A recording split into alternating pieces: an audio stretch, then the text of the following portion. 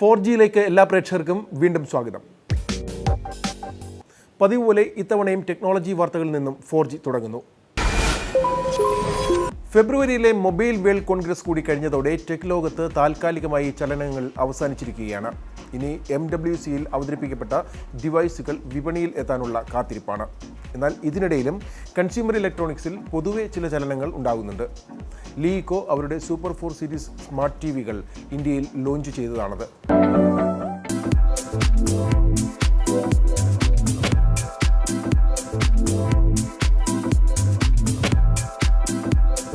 $40, $43, $50 എന്നീ സ്ക്രീൻ സൈസുകളിൽ വരുന്ന ടെലിവിഷനുകളാണ് ലീകോ സൂപ്പർ 4 സീരീസിൽ ഇന്ത്യയിൽ അവതരിപ്പിക്കുന്നത്.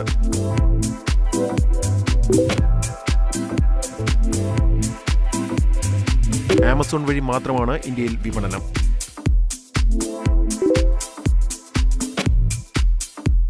ആൻഡ്രോയിഡ് മാർഷ്മെല്ലോ ഓപ്പറേറ്റിംഗ് സിസ്റ്റത്തിലാണ് ഈ ടിവികൾ എത്തുന്നത് എന്നതാണ് ഏറ്റവും പ്രധാന സവിശേഷത. ഫുൾ HD LED ഡിസ്പ്ലേയാണ് 40 സ്ക്രീൻ വേർഷനുള്ളത്. 43, 50 വേർഷനുകൾക്ക് 4K UHD ഡിസ്പ്ലേയാണുള്ളത്.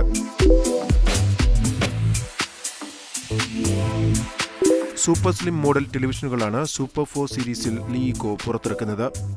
7.9 mm മുതൽ 9.9 mm വരെ മാത്രമാണ് വിവിധ മോഡലുകളുടെ തിക്നെസ്.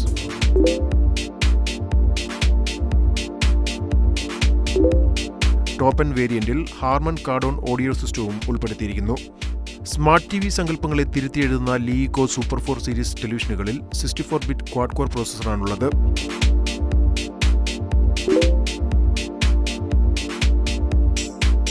3GB DDR3 റാം പ്രോസസ്സറിനൊപ്പം പെയർ ചെയ്തിരിക്കുന്നു.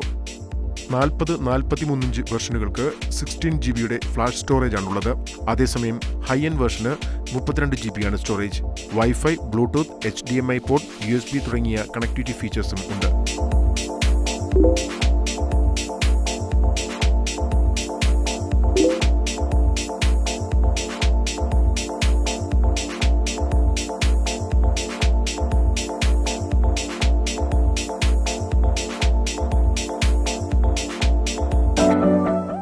ഷവോമിയുടെ റെഡ്മി സീരീസ് ഫോണുകൾ ഇന്ത്യയിൽ വൻ വിജയമായിരുന്നു.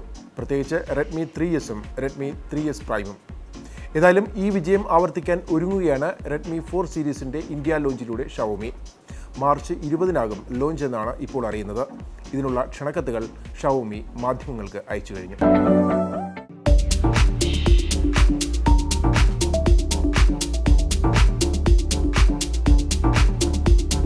ക്ഷണക്കത്തിലെ tag line time to get smarter എന്നാണ്.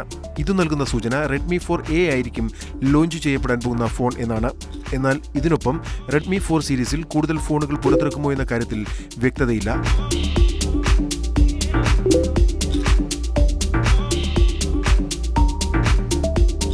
ഏതായാലും ഈ സീരീസിലെ ഏറ്റവും വില കുറഞ്ഞ മോഡൽ തന്നെയാകും റെഡ്മി 4A എന്നാണ് ഇപ്പോൾ പ്രതീക്ഷിക്കപ്പെടുന്നത്.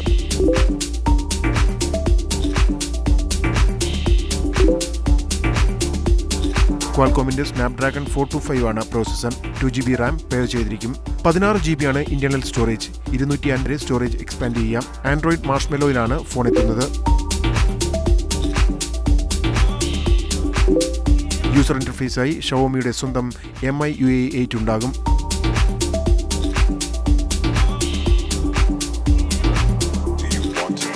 MP3 പ്രധാന ക്യാമറ. ക്യാമറയുടെ റെസൊല്യൂഷൻ 5 മെഗാപിക്സലാണ്.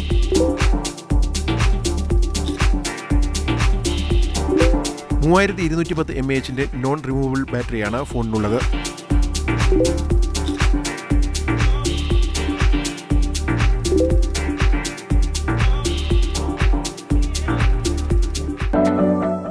കൊടുങ്കാറ്റ് പോലെയാണ് നോക്കിയയുടെ തിരിച്ചുവരവെന്നാണ് റിപ്പോർട്ടുകൾ. ആദ്യം പുറത്തിറക്കിയ നോക്കിയ 6ന്റെ സ്റ്റോക്ക് 1 മിനിറ്റിൽ താഴെ സമയം കൊണ്ടാണ് വിറ്റഴിഞ്ഞത്. അതിനു പിന്നാലെ ബാഴ്സലോണയിൽ നടന്ന മൊബൈൽ വേൾഡ് കോൺഗ്രസിൽ റീലോഞ്ച് ചെയ്ത 3310 മോഡലിനും മികച്ച പ്രതികരണമാണ് ഉപഭോക്താക്കളിൽ നിന്നും ഉണ്ടാകുന്നത്.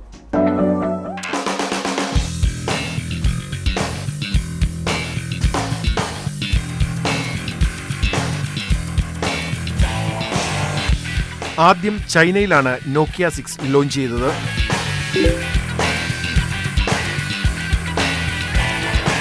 ആദ്യ സ്റ്റോക്ക് തന്നെ ഓൺലൈനിൽ നിമിഷങ്ങൾ കൊണ്ട് വിറ്റഴിഞ്ഞു. തുടർന്ന് വന്ന സ്റ്റോക്കുകളും 1 മിനിറ്റിൽ താഴെ സമയത്തിലാണ് വിറ്റഴിഞ്ഞത്. ഇത്തവണത്തെ മൊബൈൽ വേൾഡ് കോൺഗ്രസിന് ഇത്രയധികം മാധ്യമ ശ്രദ്ധ കിട്ടാനുള്ള കാരണവും നോക്കിയ ആയിരുന്നു.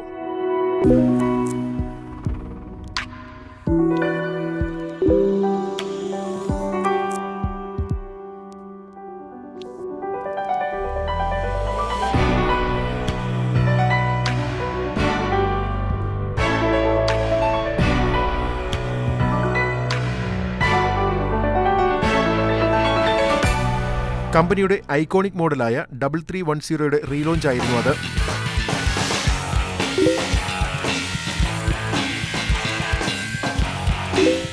ൽ ലോഞ്ച് ചെയ്ത ശേഷം 12 കോടി യൂണിറ്റുകളാണ് ഈ മോഡലിൻ്റെതായി വിറ്റഴിഞ്ഞത്. €49 എന്ന വിലയ്ക്കാണ് പുതിയ 3310 എത്തുന്നത്.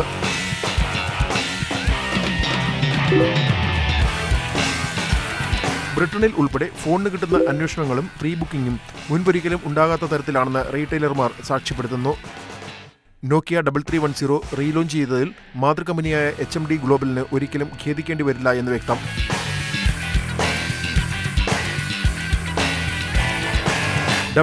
യുടെ ലോഞ്ചിന് ശേഷം നോക്കിയ ബ്രാൻഡിനെ കുറിച്ചുള്ള ഇന്റർനെറ്റ് സെർച്ച് 800 മടങ്ങാണ് വർദ്ധിച്ചത്.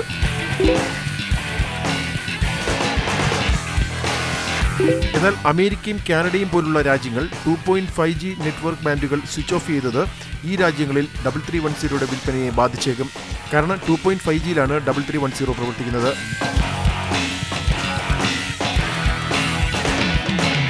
നോക്കിയ 6, നോക്കിയ 3, നോക്കിയ 5 തുടങ്ങിയ മോഡലുകൾ വിപണിയിൽ ഇറക്കിയിട്ടുണ്ടെങ്കിലും ഇന്ത്യയിൽ ആദ്യമെത്തുന്ന നോക്കിയ ഫോൺ 3310 ആയിരിക്കുമെന്നാണ് HMD ഗ്ലോബൽ സ്ഥിരീകരിക്കുന്നത്.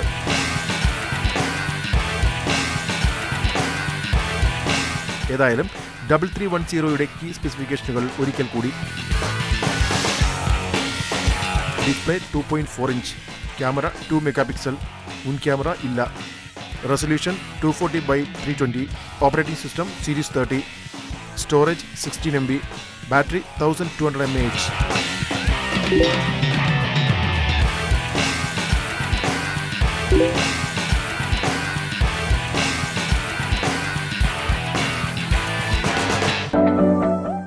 കാലത്തിനനുസരിച്ച് കോലം മാറിയില്ലെങ്കിൽ ഏത് കൊലകൊമ്പനും അടിതെറ്റും. ബ്ലാക്ക്ബെറിക്കും അതാണ് സംഭവിച്ചത്. അല്ലെങ്കിൽ ഒരു ദശാബ്ദം മുമ്പ് വിപണിയിലെ രാജാവായിരുന്ന ബ്ലാക്ക്ബെറിയുടെ വിപണി വിഹിതം ഇന്നത്തെ 0% ആകുമായിരുന്നില്ല. 2007 സ്മാർട്ട് ഫോൺ നിർവചനങ്ങളെ മാറ്റിമറിച്ച ഐഫോണിൻ്റെ വരവാണ് മറ്റു പല വമ്പന്മാരുടെയും കാര്യത്തിലെന്ന പോലെ ബ്ലാക്ക്ബെറിയുടെയും അധോഗതിയുടെ തുടക്കം കുറിച്ചത്. മാറുന്ന കാലത്തെ തിരിച്ചറിയാതെ പാരമ്പര്യങ്ങളെ മുറുകെ പിടിച്ചിരുന്ന ബ്ലാക്ക്ബെറിയെ ഉപഭോക്താക്കൾ കൈവിട്ടു. ഇതോടെ മറ്റു കമ്പനികൾക്ക് ലൈസൻസ് കൈമാറി ബ്ലാക്ക്ബെറി മൊബൈൽ ഫോൺ ബിസിനസ് വിട്ടു. അതായത് ഇപ്പോഴും ബ്ലാക്ക്ബെറി ഫോണുകൾ പുറത്തു വരുന്നുണ്ടെങ്കിലും നിർമ്മാതാക്കൾ പഴയ മാതൃകമ്പനി അല്ല എന്ന് ചുരുക്കം. ചൈനീസ് കമ്പനിയായ TCLനാണ് ലോകത്ത് മിക്ക ഭാഗങ്ങളിലും ബ്ലാക്ക്ബെറി എന്ന പേരിൽ മൊബൈൽ ഫോൺ പുറത്തിറക്കാനുള്ള അവകാശമുള്ളത്. എന്നാൽ ഇന്ത്യ അടക്കമുള്ള ചില രാജ്യങ്ങളിൽ ഇതല്ല സ്ഥിതി. ഇന്ത്യയിൽ ഓപ്റ്റിമസ് ഇൻഫ്രാകോം എന്ന കമ്പനിക്കാണ് ബ്ലാക്ക്ബെറി ഫോണുകൾ നിർമ്മിക്കാനുള്ള അവകാശം. ഏതായാലും പഴയ പ്രതാപത്തിൻ്റെ 7 ബ്ലാക്ക്ബെറി തിരിച്ചെത്തും എന്ന് ഏറ്റവും കടുത്ത ബ്ലാക്ക്ബെറി ആരാധകൻ പോലും കരുതുന്നുണ്ടാകില്ല. ഇനി ഇത്തവണ മൊബൈൽ വേൾഡ് കോൺഗ്രസിൽ ബ്ലാക്ക്ബെറി ഉണ്ടാക്കിയ ചലനങ്ങൾ നോക്കാം.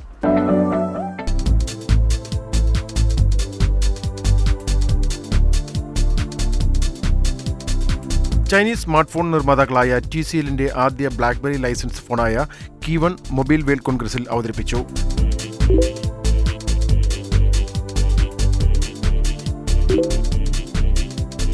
കഴിഞ്ഞ ഡിസംബറിലാണ് ഈ ഫോൺ പുറത്തിറക്കാനുള്ള ലൈസൻസിംഗ് കരാർ ബ്ലാക്ക്ബെറിയും TCLും ഒപ്പുവയ്ക്കുന്നത്.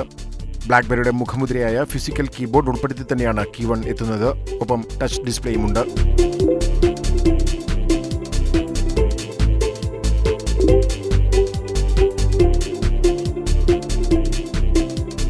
ഫ്ലാഗ്ഷിപ്പ് മോഡലുകൾ വിപണി കീഴടക്കാനെത്തുന്ന ഏപ്രിൽ മാസത്തിൽ തന്നെയാകും Key1 വിപണിയിൽ അവതരിക്കുക.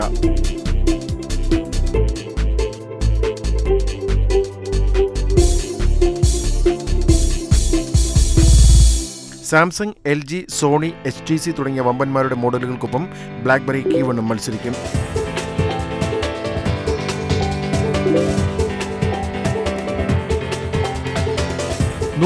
രാജ്യങ്ങളിൽ ഫോണുകൾ വിറ്റഴിക്കുന്ന കമ്പനിയാണ് TCL. എന്നാൽ എവിടെയാകും Key1 ആദ്യം വിൽപ്പനയ്ക്ക് എത്തിക്കുക എന്നതിൽ കമ്പനി സ്ഥിരീകരണമൊന്നും തരുന്നില്ല. ആൽറ്റൽ ഹാൻഡ്സെറ്റുകളുടെ നിർമ്മാതാക്കൾ എന്ന നിലയിലാണ് TCL നേരത്തെ പ്രസിദ്ധി നേടിയിരുന്നത്. മൊബൈൽ ഫോൺ നിർമ്മാണത്തിൽ ലോകത്തെ ഏറ്റവും വലിയ 7ാമത്തെ കമ്പനിയും.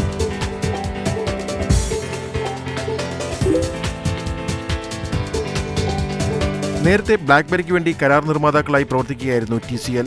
ഇപ്പോൾ ലൈസൻസ്ഡ് നിർമ്മാണം തുടങ്ങിയതോടെ വിറ്റഴിക്കുന്ന ഓരോ ഫോണിനും TCL ബ്ലാക്ക്ബെറിക്ക് വിഹിതം നൽകേണ്ടി വരും.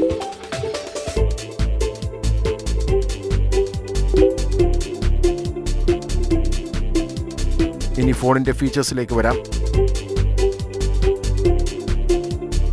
ആൻഡ്രോയിഡ് 7.1-ലാണ് ഫോൺ എത്തുന്നത്.